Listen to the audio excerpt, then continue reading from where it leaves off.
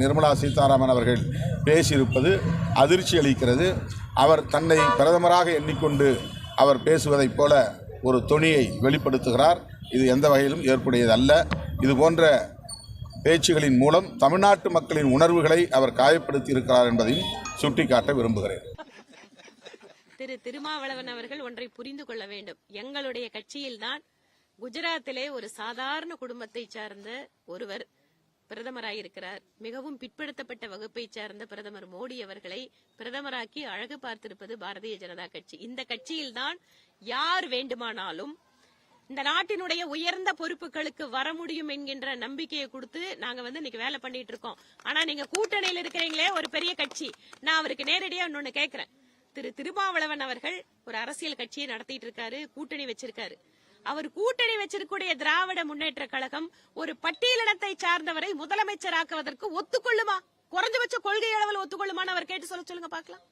ஆனா எங்களால சொல்ல முடியுங்க. எங்களால முதலமைச்சர்களை கொண்டு வர முடியும், ஜனாதிபதி கொண்டு வர முடியும், எங்களால முடியும். நிர்மலா சீதாராமன் அவர்கள் பேசியிருப்பது அதிர்ச்சி அளிக்கிறது.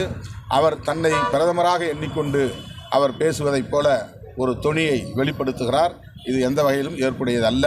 இதுபோன்ற பேச்சுகளின் மூலம் தமிழ்நாட்டு மக்களின் உணர்வுகளை அவர் காயப்படுத்தி இருக்கிறார் என்பதையும் சுட்டிக்காட்ட விரும்புகிறேன்.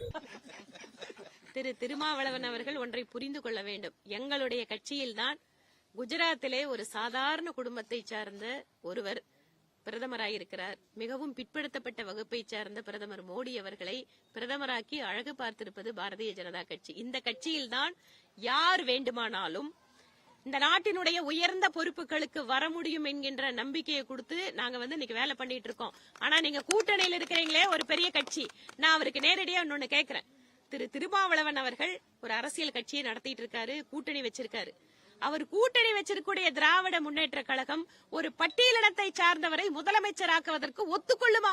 குறைஞ்சபட்ச கொள்கை அளவில் ஒத்துக்கொள்ளுமான்னு அவர் கேட்டு சொல்லுங்க பார்க்கலாம். ஆனா எங்களால சொல்ல முடியுங்க. எங்களால முதலமைச்சர்களை கொண்டு வர முடியும், ஜனாதிபதி கொண்டு வர முடியும், எங்களால முடியும். நிர்மலா சீதாராமன் அவர்கள் பேசியிருப்பது அதிர்ச்சி அளிக்கிறது. அவர் தன்னை பிரதமராக எண்ணிக்கொண்டு அவர் பேசுவதைப் போல ஒரு தொனியை வெளிப்படுத்துகிறார். இது எந்த வகையிலும் ஏற்புடையதல்ல. இதுபோன்ற பேச்சுகளின் மூலம் தமிழ்நாட்டு மக்களின் உணர்வுகளை அவர் காயப்படுத்தி இருக்கிறார் என்பதையும் சுட்டிக்காட்ட விரும்புகிறேன்.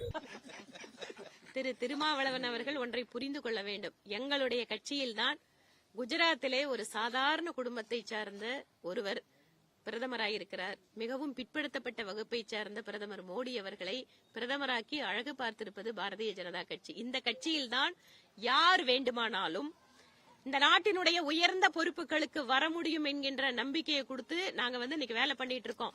ஆனா நீங்க கூட்டணியில் இருக்கிறீங்களே ஒரு பெரிய கட்சி, நான் அவருக்கு நேரடியா இன்னொன்னு கேட்கிறேன். திரு திருமாவளவன் அவர்கள் ஒரு அரசியல் கட்சியை நடத்திட்டு இருக்காரு, கூட்டணி வச்சிருக்காரு. அவர் கூட்டணி வச்சிருக்கூடிய திராவிட முன்னேற்ற கழகம் ஒரு பட்டியலினத்தை சார்ந்தவரை முதலமைச்சராக்குவதற்கு ஒத்துக்கொள்ளுமா?